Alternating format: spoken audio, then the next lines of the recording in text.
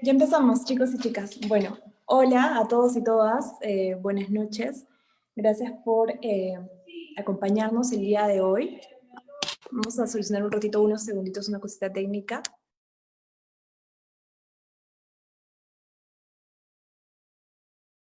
Vamos a iniciar entonces el día de hoy el primero de nuestros diálogos constituyentes. Esta es la primera oportunidad en la cual desde la plataforma Jóvenes por la Constituyente vamos a iniciar un conjunto de debates para generarnos argumentos, insumos para caminar hacia un proceso constituyente que nos parece fundamental y necesario en el Perú.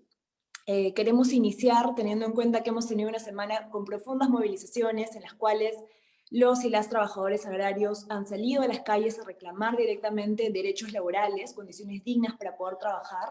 Ha sido un contexto bastante duro, donde finalmente ellos han podido lograr la derogatoria de esta ley Klimper, que le otorgaba un conjunto de beneficios tributarios y también beneficios en el sector en condiciones de derechos laborales hacia este conglomerado muy pequeño de empresas agroindustriales.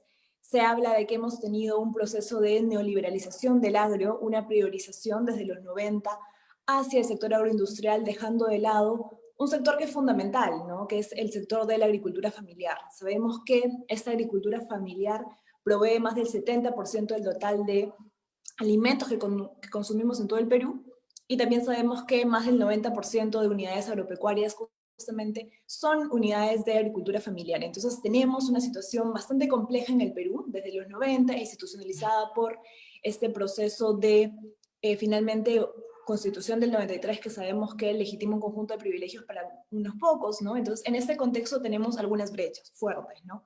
Por un lado entre la agroindustria, por otro lado entre la agricultura familiar, y nos parece fundamental hablar de esto, profundizar, tener más detalles sobre qué está pasando en este sector, y por eso el día de hoy hemos invitado a dos grandes jóvenes investigadores. Una de ellas es Ana Lucía Araujo, antropóloga e investigadora de la Universidad Católica.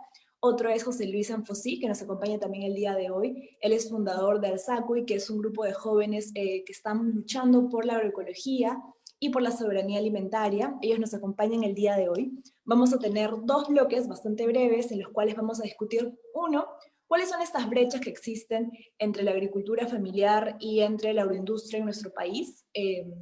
Y dos, se está hablando mucho de una segunda reforma agraria, ¿no? De hecho, en las redes sociales esto ha sido tendencia, y queremos discutir con nuestros invitados si es que realmente creemos que es necesario caminar hacia una segunda reforma agraria y cómo debería estar compuesta, ¿no? ¿Qué políticas deberían componer esta segunda reforma agraria si es que ellos consideran que es el camino que se debe seguir en el marco constituyente que estamos promoviendo? Bueno, entonces, sin más, les dejo con Pepe Anfosí, José Luis Anfosí, para que pueda respondernos este primer bloque de preguntas, ¿no?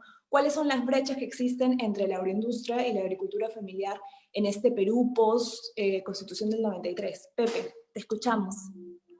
¿Qué tal, Catherine? Muchas gracias por la invitación, gracias al espacio también Jóvenes por la Constituyente y también gracias a Ana Lucía por estar compartiendo el día de hoy. Y también gracias a cada uno y una quienes están por allá detrás de las camaritas, en casas, en sus barrios, en donde fuera que estén y que espero que anden todos bien, con buena salud. Pero bueno, justamente para poder ver estos debates sobre lo que es la agricultura familiar, la agroindustria, es necesario también poder comprender que ha habido un proceso que ha generado un detrimento de las relaciones sociales dentro del agro y ha generado también un bloque hegemónico, en este caso vinculado a la agroindustria, a la agroexportación, que hoy conocemos como el agronegocio. Y todo este proceso se ha dado en buena cuenta por el proceso de globalización y también por la generación de los nuevos criterios de desarrollo, eh, que han sido también fuertemente impuestos por organismos internacionales, transnacionales, y bueno, ¿no? Los programas de desarrollo internacional que han justamente promovido improntas desarrollistas, que ahora en breve vamos a estar compartiendo. Pero, por ejemplo, ¿no? Toda esta gama de desigualdades que se han ido generando en el sistema agroalimentario, los sistemas agroalimentarios y sus diversidades, eh, basadas justamente en esta profunda incidencia de la globalización, podemos encontrar dificultades en el acceso al agua, ¿no? En los conflictos por la tenencia de la tierra, las semillas, sus patentes, el obtentor. Hay una fuerte vulnerabilidad también tanto en los ecosistemas como en las relaciones bioculturales, las relaciones socioculturales dentro de los territorios. También se han ido fortaleciendo las desigualdades socioeconómicas, políticas, y asimismo se han ido generando desiertos alimentarios a raíz de esta misma globalización, ¿no? Para poder también ponernos en contexto, uno de los avances de la agroindustria, de los procesos industriales y desarrollistas ha sido la Revolución Verde, que justamente ha permitido la mecanización y la masificación del uso de insumos químicos de síntesis para la producción agrícola, además también de modificaciones genéticas transgénicas que han perjudicado ciertos territorios, ¿no? ¿Por qué? Porque justamente han profundizado el monocultivo, ¿no? Que es solamente cultivar en un espacio determinado un solo cultivo que a la larga puede generar un detrimento sobre las capacidades y usos del suelo, y asimismo también genera incidencia sobre la crisis climática en la que vivimos en la actualidad, ¿no? Pero si lo vemos un poco más en el ámbito contemporáneo, podemos comprender de que el espacio rural, la ruralidad o los sistemas agrarios, agroalimentarios o las agriculturas se han ido configurando en algo que hoy por hoy se denomina nueva ruralidad, ¿no? Y esta nueva ruralidad también se incrusta en esto que se denomina como posmodernidad. Y esta posmodernidad, dentro del ámbito agropecuario, ha generado grandes cambios en la relación campo-ciudad, ¿no? También ha generado una pérdida en las dinámicas de la agricultura, ha pronunciado los procesos de descampesinización, y asimismo esta descampesinización ha tenido consigo una migración masiva interna, ¿no? Así que también se cambian las relaciones socioocupacionales y ha promovido evidentemente un envejecimiento de la población rural. Eh, También ha fortalecido el clientelismo político y evidentemente ha pronunciado las brechas de desigualdad dentro de las relaciones campo-ciudad, ¿no? Y acá vemos de que el gran ganador o el gran grupo victorioso ha sido el agronegocio por sobre los territorios de la agricultura familiar, campesina, indígena y las diversidades dentro de las agriculturas.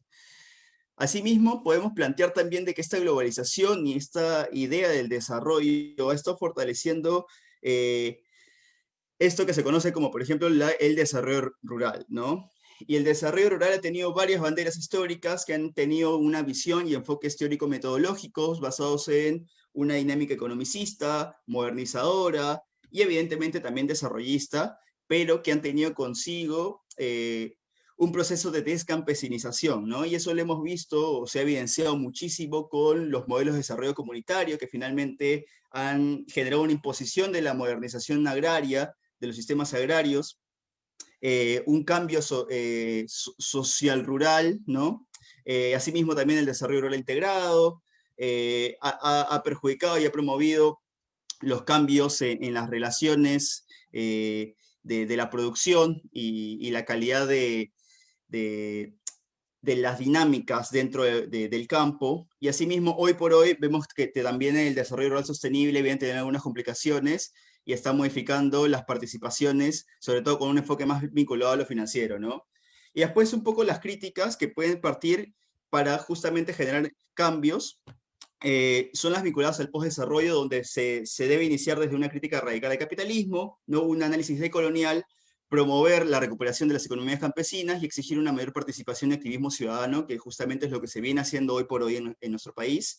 Y eso debe permitir construir movimientos sociales emancipatorios que nos permiten caminar hacia el buen vivir con la agroecología, la soberanía alimentaria, y permitir también reflexionar sobre lo que es el pluriverso, esto que menciona Arturo Escobar, sobre la modernidad a partir de la armonía entre la humanidad y la naturaleza, recuperando las estructuras ecológicas, socioculturales y espirituales, ¿no? Y como sé que no me queda mucho tiempo, eso nos puede permitir, toda esa integridad vinculada al postdesarrollo nos puede permitir pensar en lo que seguramente vamos a ver en breve, que es la reforma agraria, pero una reforma agraria distinta, una reforma agraria integral y popular.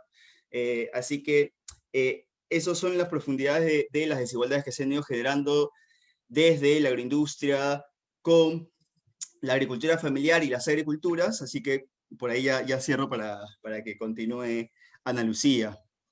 Gracias, Pepe. Sí, un poco también de la mano de lo que tú comentas, nos comentaban por el chat esa idea de que, bueno, hay cifras que nos podrían decir que hay un crecimiento amplio, que hay en pleno empleo en muchos casos, por ejemplo, en ICA es un poco lo que se decía en los medios, pero sabemos que detrás, ¿no? Esas cifras agregadas, un poco detrás de esos indicadores macro, se esconden profundas desigualdades, ¿no? Y creo que tal vez también de la mano de lo que nos ha comentado un poco Pepe, Ana Lucía puede comentarnos un poco también sobre eso, ¿no?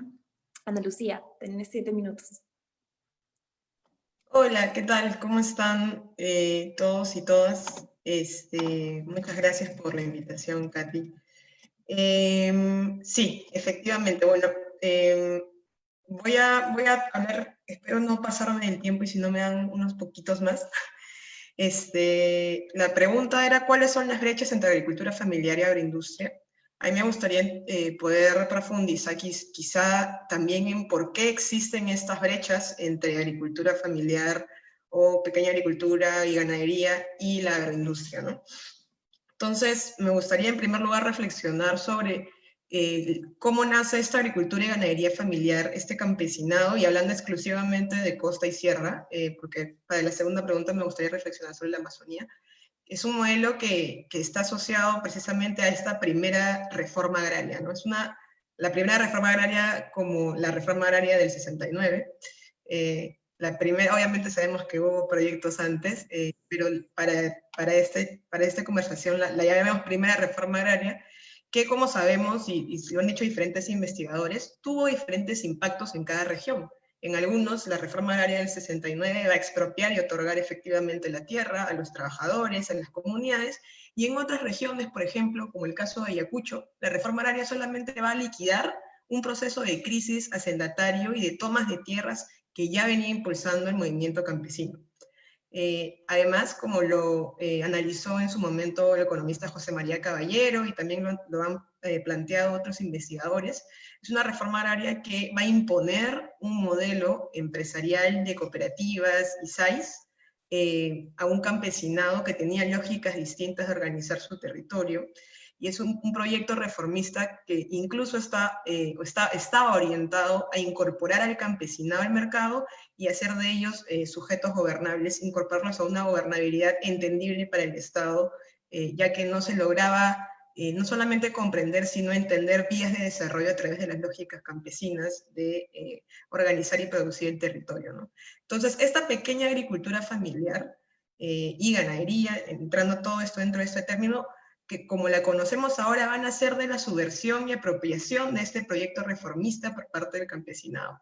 Rápidamente, en menos de una década, en muchas regiones, las cooperativas y las SAIs rápidamente van a ser convertidas por las mismas familias en comunidades campesinas, tanto en la costa norte, en la costa sur, en toda la sierra andina, y además, posterior a su conversión en comunidades campesinas, van a seguir las comunidades distribuyendo la tierra que formaba parte de sus territorios, ya no solamente entre las familias, sino también entre los jóvenes, que van a empezar a formar también sus propias unidades domésticas.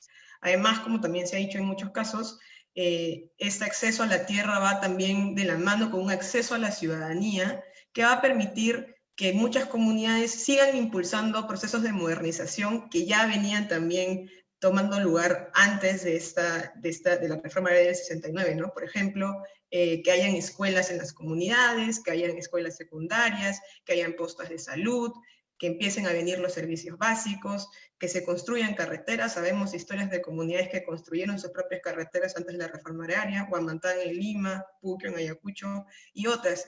Es importante señalar, y lo han señalado también otros compañeros, compañeras, que las comunidades ya venían siendo actores de modernización en sus territorios locales antes de esta primera reforma, y esta va a dar forma legal, va a dar el marco legal para que sigan tomando lugar. Ahora, a nivel económico, el acceso a la tierra y el empleo generado por esta agricultura familiar que va a empezar a predominar en los territorios comunales va a permitir directamente una democratización de la renta.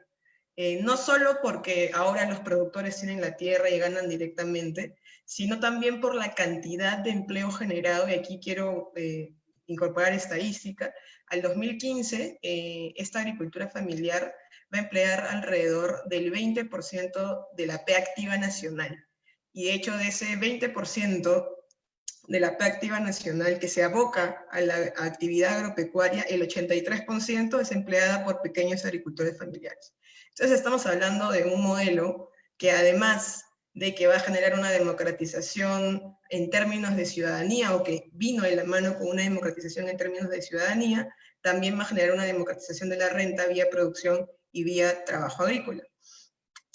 Lo que finalmente nuevamente va a seguir impulsando esta modernización, porque ahora vemos que empiezan pues esa segunda generación de herederos de productores o agricultores que accedieron a la tierra vía la reforma o en ese momento, que van a empezar a ir a la universidad, hijos, nietos, nietas, que van a salir a la ciudad, que van a conseguir pues obtener títulos universitarios, y va a seguir cimentándose ese proyecto, ¿no? No obstante, sabemos también de que inmediatamente después hubo pues una reversión significativa por parte del Estado de estas políticas de soporte al campesinado, y que lo va a dejar expuesto, creo yo, a dos principales tareas, porque son más, pero podría mencionar las dos principales. Una, que van a tener una articulación disfuncional al mercado, que ya conocemos por falta de créditos, cadenas de valor no controladas y fragmentadas, en fin, toda la problemática que tiene el campesinado ahora. Y también lo va a dejar expuesto a una progresiva fragmentación de la tierra, que es lo que viene sucediendo también ahora, y que, como ha mencionado Pepe, pues va a expulsar ahora a toda la juventud del campo, ¿no? Entonces, para ir cerrando, por el contrario, desde el 90 en adelante, y aquí también voy a ser bastante puntual, es que empieza precisamente un nuevo proyecto político fundamentado que va a tener como sujeto político al agronegocio, ¿no?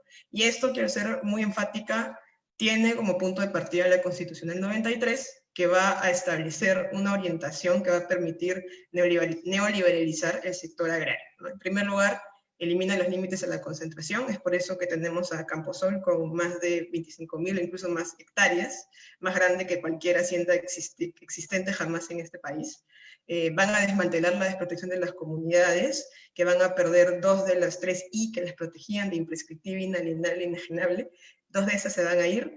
Y además, las tierras abandonadas por el Estado van a poder pasar por ley a manos del Estado.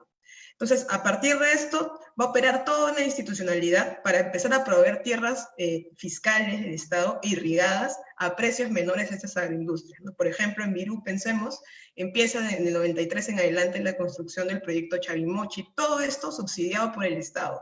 Y van a empezar a subastar, primero a partir de, no recuerdo el nombre de la institución, pero del 2000 en adelante es Proinversión, las tierras o a licitarlas, todo esto exclusivamente para agroindustrias. Nuevamente, campesinado y pueblos indígenas no son parte de este proyecto político. Luego viene, ya cerrando, porque ya cumplí 7 minutos, pues la famosa ley 27360 en el año 2000, que va a definir una serie de privilegios también para esos agronegocios, además del régimen laboral, un régimen tributario que va a reducir a la mitad del impuesto de la renta y que ya viene operando por 20 años, según un estudio de Fernando Eguren y otros autores, todos estos subsidios, tanto en tierras, irrigación y a nivel fiscal y en régimen tributario, va a ser alrededor de $6.000 millones en subsidios para los agronegocios, ¿no? Ahora, para terminar, como modelo, así como hemos visto que el modelo de agricultura familiar genera democratización de la renta, apoya o permite impulsar un proceso de ciudadanía para diferentes generaciones, pero que actualmente viene agotándose en sus condiciones productivas, creo que también hay que mencionar que el modelo agroindustrial, pues efectivamente ha crecido en todo nivel, a nivel de renta, a nivel demográfico, las provincias han crecido, pero ha crecido a costa de un montón de externalidades que ha socializado en la sociedad y en el Estado. Ha crecido a costa de la sostenibilidad ambiental. Por ejemplo, pensemos en el estrés hídrico que ha generado en Ica, o en la salinización de las tierras que ha generado en Virú. Ha crecido a costa de la sostenibilidad laboral, ya lo hemos visto, precariedad laboral, estancamiento de salarios, reducido acceso a la sindicalización y derechos de protección social, y ha crecido también a costa de la institucionalidad subnacional, porque vemos en estas provincias viviendas que carecen, por ejemplo, de seguridad jurídica, problemas de anemia, gobiernos subnacionales que no pueden lidiar con el presupuesto y con su precaria institucionalidad, con el tremendo crecimiento demográfico que han sufrido estas provincias. Y finalmente un crecimiento a costa de las sociedades, porque hablamos de sociedades que reciben migrantes y que se han formado de manera tan fragmentaria que la cohesión social no lograda ha generado, por ejemplo, en el caso de Virú, un problema de criminalidad y violencia tremendo, que es generada por esta dinámica de crecimiento sin desarrollo que las agroindustrias producen. Entonces, ahí lo dejo para esta primera pregunta. Gracias, Ana Lucía. Claro, es bien fuerte esto que mencionas, ¿no? Este crecimiento sin desarrollo, ¿no? Que no permite condiciones de vida digna para la ciudadanía, para la gente que finalmente está dando de su trabajo, para poder ser el cimiento de esta agroindustria, ¿no? Entonces, se habla mucho, como queríamos mencionar de cara a esta segunda ronda, de una segunda reforma agraria. Sabemos que la primera reforma agraria ha generado también un conjunto de debates. Nosotros sabemos que le devolvió la dignidad a los trabajadores del campo, ¿no? Y creo que eso es un consenso en el cual buena parte de la ciudadanía hemos podido llegar. Y en ese contexto nuevo donde vemos que hay brechas de desigualdad, donde vemos que hay condiciones laborales que no son adecuadas para los trabajadores, un olvido de la agricultura familiar, esta dinámica de subsidiar a los grandes agroindustriales, que incluso han recibido también bonos reactiva, ¿no? Ahora que estábamos revisando un poco los datos que presentaba Ojo Público, que han tenido unas exoneraciones que sumadas en estos 16 años suman más de 3.000 millones de soles, ¿no? Y ahora Ana Lucía nos comentaba con más detalle el agregado de todo esto. Entonces hay un conjunto de beneficios que están privilegiando solo unos pocos, entonces por eso es que se habla de esta segunda reforma agraria, ¿no? Y queremos consultarles a ustedes dos jóvenes investigadores, ¿qué opinan de esta idea? Y cómo debería estar compuesta esta segunda reforma agraria si ustedes la consideran pertinente, ¿no? Entonces, creo que ahora iniciamos con Ana Lucía un poco para girar y luego seguimos con Pepe. Igual la dinámica es 7 minutos. Tenemos este gran reto también de como investigadores de ser concisos y creo que lo estamos logrando. Vamos con Ana Lucía entonces. Gracias, Katy. Sí, en cuanto a la propuesta de la segunda reforma agraria, yo concuerdo totalmente, me sumo, considero que es absolutamente pertinente hablar de una segunda reforma agraria. En primer lugar, como lo mencioné, porque creo que el efecto democratizante, especialmente democratizante de la renta, de la primera reforma agraria ha llegado a su fin, ¿no? Nuevamente, el nivel de fragmentación de la tierra que existe ahora en comunidades campesinas, andinas y de costa no permite, además de una estructura que no, una institucionalidad que no apoya a este modelo de desarrollo en el agro, hace de que sea imposible para cualquier joven de nuestra edad poder decir, bueno, yo elijo vivir de la tierra, ¿no? No es posible vivir de la tierra en este momento. Entonces, además, nuevamente este efecto democratizante de la renta que ha llegado a su fin, también por supuesto tiene un efecto sobre esta democratización ciudadana, que considero que también ya no existen las condiciones para seguir profundizando sobre ella. Entonces sí, considero de que debemos hablar ya de una segunda reforma agraria, ¿no? En primer lugar, hablando específicamente de la tierra, desde mi punto de vista es importante que empecemos a pensar a tierra para las nuevas generaciones. Como mencioné, el problema de la fragmentación es muy importante y tenemos que empezar a pensar en políticas para mejorar la gestión de la tierra al interior de las comunidades, obviamente tomando sus estatutos y sus formas de gestionar, pero que reduzcan el ritmo de fragmentación y de parcelación de la tierra al interior de estas, y también, ¿por qué no?, pensar en dotar de tierras, esas tierras irrigadas, que siga habiendo espacio para repartir tierras, por ejemplo, en áreas de Chavimochic, el Chavimochic 3, que se lo quieren dar a Gloria, el Majesiguas, que se lo quieren dar a toda la parte de Ica. ¿Por qué no pensar en dotar de estas tierras irrigadas a estos jóvenes de las agroindustrias que no tienen, pues, una parcela desde donde construir un emprendimiento agropecuario? Entonces, ahí hay chamba para analizar políticas de gestión de la tierra, hay experiencias, por ejemplo, en Nepal, de poder hacer estos procesos de construir desde la comunidad modalidades para que la tierra no se siga partiendo al máximo. En segundo lugar, considero también que esta segunda reforma agraria tiene como condición, necesita construirse de manera amplia, ¿no? Ya no solamente tomando al campesinado de costa y sierra, sino además incluyendo a todos los sujetos que participan de esta agricultura, que son agricultores, trabajadores, emprendedores, cooperativas. Es un desafío grande, pero es importante que lo realicemos no solamente por la coyuntura, sino un proceso a largo plazo. Y finalmente, aquí termino para tomar el tiempo que me robé en la otra parte. Considero que esta segunda reforma agraria no puede cometer los mismos errores de la primera. Uno, no puede imponer un proyecto de modernización externa, sino que tiene que ser un proyecto que parta desde las lógicas campesinas e indígenas de vivir, organizar y producir sus territorios. Tenemos que comenzar a entender que la subsistencia es una forma válida de desarrollo, que las relaciones con la naturaleza que estos tienen son formas válidas y que además generan bienestar efectivo, ¿no? Reducción de anemia, indicadores. Tenemos que empezar a articular, empezar a pensar modelos de desarrollo y que generen bienestar de manera amplia. En segundo lugar, esta segunda reforma agraria no puede excluir a las mujeres, no puede dejar de tomar a las mujeres como sujetos políticos también de este proyecto. Y finalmente, esta segunda reforma agraria no puede excluir a la Amazonía ni verla como un espacio de colonización, como sí lo hizo en la primera. Y ahí hay todo un diálogo pendiente con organizaciones indígenas de la Amazonía, ya no solamente pensar en agraria, porque hay diversas actividades como la horticultura, la caza, la pesca, etcétera, gestión de bosques que se están tomando lugar ahí y que también tienen que ser incluidas en este nuevo proyecto. Lo máximo. Muchísimas gracias, Ana Lucía, también por la precisión con los puntos de cara a esta segunda reforma agraria. La misma pregunta va para Pepe, para José Luis Sanfosí, igual en unos 7 minutos. Te escuchamos, Pepe.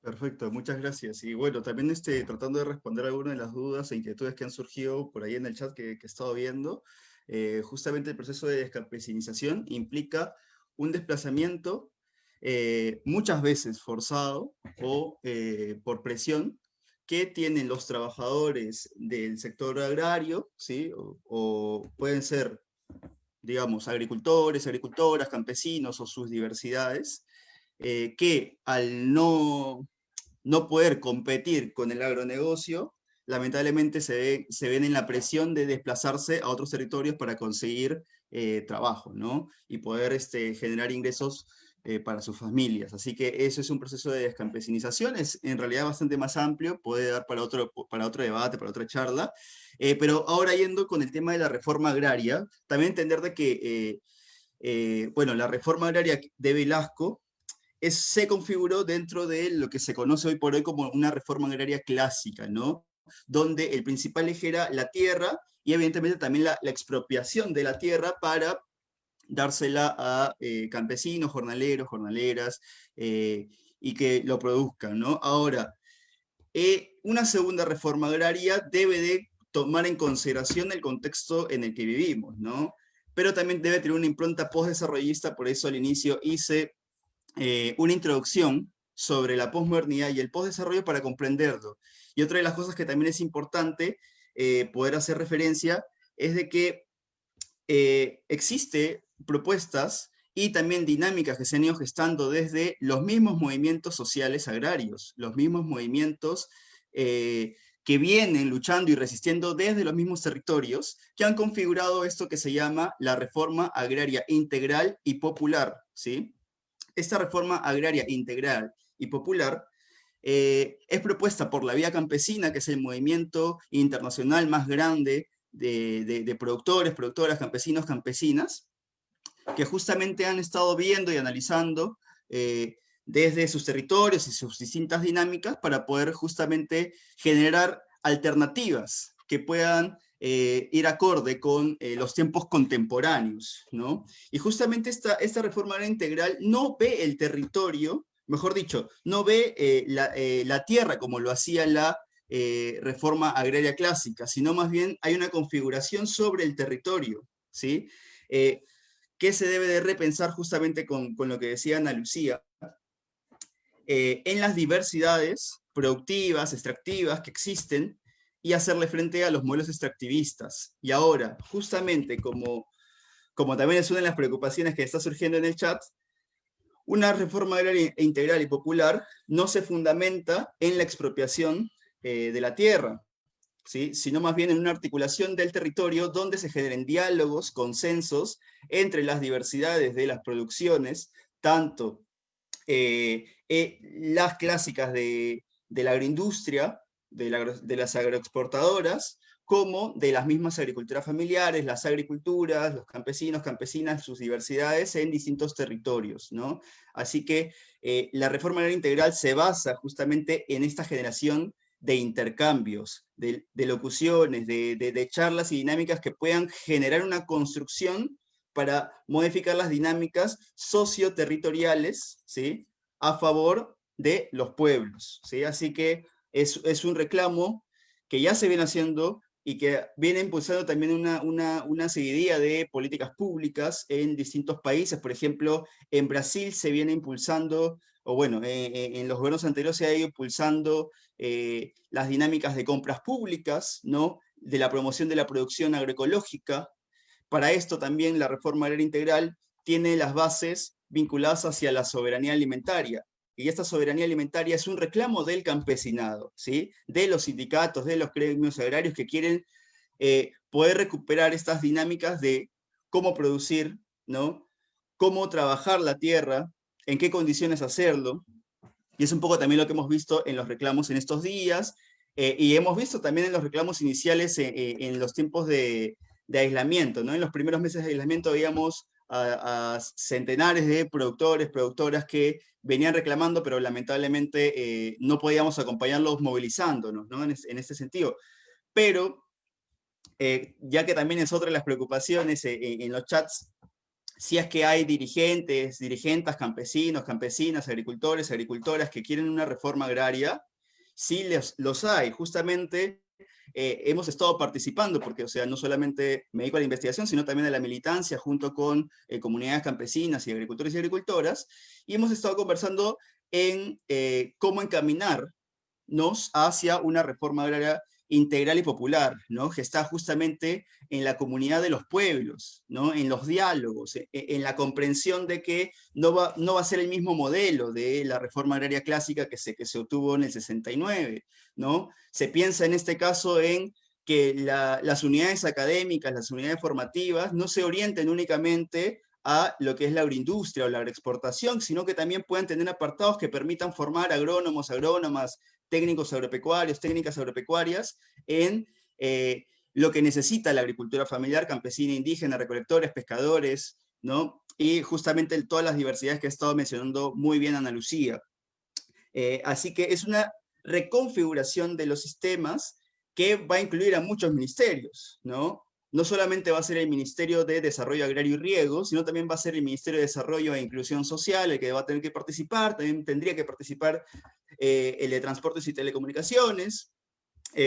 ¿Por qué? Porque es necesario también generar las dinámicas geográficas, ¿no?, y de territorialización para que los transportes también puedan optimizarse, ¿no? Y así ahí se van generando nuevas dinámicas. Incluso los modelos de extensión agropecuaria, que son los modelos clásicos de transferencia del conocimiento dentro del sector, deben de modificarse y deben de cambiar hacia lo que se viene trabajando, por ejemplo, en Argentina, con la Unión de Trabajadores de la Tierra, o incluso con el Movimiento Campesino de Santiago del Estero, que son las coordinadoras técnico-populares, ¿no? Y estas coordinadoras técnico-populares no solamente son transferencias de conocimiento, sino son gestión del conocimiento e intercambio del conocimiento, tanto de quienes tienen ese saber técnico, universitario, o un poco más vinculado a la academia, con los saberes populares, ¿no? Estos saberes populares que se van gestando desde la praxis, desde la experiencia propia, ¿no?,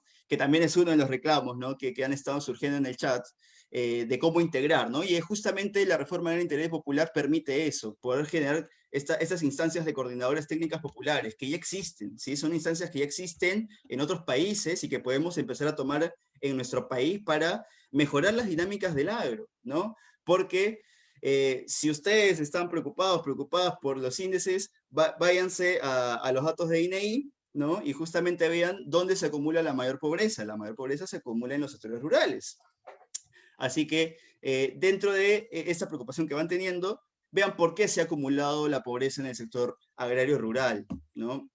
Y justamente también es por las formas en que la extensión ha sido enfocada, por la falta de financiamiento, así que también se deben de generar mejores estructuras de financiamiento, ¿no? Se ha tratado de hacer con el FAE Agro recientemente, pero lamentablemente ha fracasado, y con el contexto actual de crisis sanitaria vamos a tener a muchos agricultores y agricultoras que van a estar gigantescamente endeudados y endeudadas, ¿sí? ¿Por qué? Por un mal funcionamiento de las políticas públicas que se han aplicado dentro del mismo modelo neoliberal, ¿no? Con las estructuras clásicas de financiamiento de las bancas comunes, ¿no? Así que es para poder reflexionar hacia dónde caminar, ¿no? No tener miedo que reforma agraria y la expropiación, no, la reforma agraria integral y popular es distinta, es de diálogo, es una instancia que justamente busca articular todos los escenarios posibles, habidos y por haber, y que también genera un fortalecimiento en las relaciones sociales con el campo y la ciudad, ¿no? Porque también, recordemos, somos consumidores, consumidoras, ¿sí? Esa es una preocupación importante, ¿no? No solamente es quejarnos o reclamar, sino también es ver qué consumimos, cómo consumimos, cuánto aportamos al sector, ¿no? Porque de nuestro consumo también es algo importante y fundamental poder reconocerlo, ¿no? Se deben de gestar economías solidarias, populares, que vayan fortaleciendo las dinámicas, recuperar también la idea de las cooperativas de consumo, ¿no? Que lamentablemente en nuestro país no se han podido trabajar mucho, pero que serían fundamentales para los sectores populares, ¿no? Así que dentro de sus preocupaciones también se deben plantear alternativas, y alternativas que vienen siendo reales en muchos países, ¿no? Paraguay, Argentina, Uruguay tienen las cooperativas de consumo, y las pueden visitar ustedes mismos en las plataformas de internet para buscar un poquito más sobre eso y curiosear, y ver que no es imposible, que no es utópico, y que no son simplemente suposiciones y planteamientos supuestos o no sé, lo que quieran pensar, sino que son realmente fórmulas que vienen funcionando en la actualidad, y más que fórmulas son dinámicas que son una realidad y que han permitido la mejora en las condiciones de los sectores populares, que justamente es lo que nos debe preocupar. Así que borremos los miedos de la reforma agraria, porque lo que se piensa hoy por hoy es en justamente construir y caminar hacia una reforma agraria integral y popular. Ahí estoy. Muchas gracias, Pepe. Entonces vamos quedando con algunos consensos, esta idea de una reforma agraria integral, popular, que además no repita algunos de los errores que se pudieron cometer en la primera reforma agraria, sino más bien que tome lo mejor de ella, que incluya la Amazonía, que incluya a las mujeres, ¿no? Y es finalmente una demanda de la ciudadanía. Más del 20% de la ciudadanía trabaja, ¿no? De la pega económica activa está vinculada a la agricultura. Y como bien dicen, también ahí se concentran niveles de pobreza, lamentablemente desigualdades que tenemos que ir superando. Entonces, en este camino por construir un momento constituyente, ¿no? Por empezar a debatir en relación a qué cambios de fondo queremos los jóvenes de cara al bicentenario que hemos tenido esta primera sesión. Nos han acompañado Ana Lucía y José Luis Anfosí, dos jóvenes activistas y también investigadores cercanos a esta realidad del sector agrario. Vamos a seguir con este tipo de espacios justamente para promover el debate con argumentos, con ideas claras en relación a lo que queremos por una nueva constitución, que finalmente queremos que sea un momento fundante, un nuevo pacto social en el cual podamos discutir entre distintas voces, entre la ciudadanía en general, qué es lo que queremos de cara a nuestro país, ¿no? ¿Qué queremos que sean estas reglas que de alguna forma están alrededor de nuestro día a día y que finalmente deberían surgir de un proceso democrático, no como pasó en el 93, no como pasó en ese momento en el cual fueron unos pocos en un congreso constituyente que decidieron de espaldas a la ciudadanía qué es lo que iba a regir en nuestro día a día como normas constituyentes, como constitución en sí misma, sino que queremos que sea un proceso democrático, en una asamblea popular, ¿no? Constituyente, en la cual estemos hombres, mujeres, jóvenes, pueblos indígenas, la diversidad que compone nuestro país, ¿no? Entonces la apuesta es por eso, y es por eso que estamos promoviendo este tipo de espacios. Les agradecemos por acompañarnos el día de hoy, y bueno, ese es el cierre de nuestra sesión. Muchas gracias.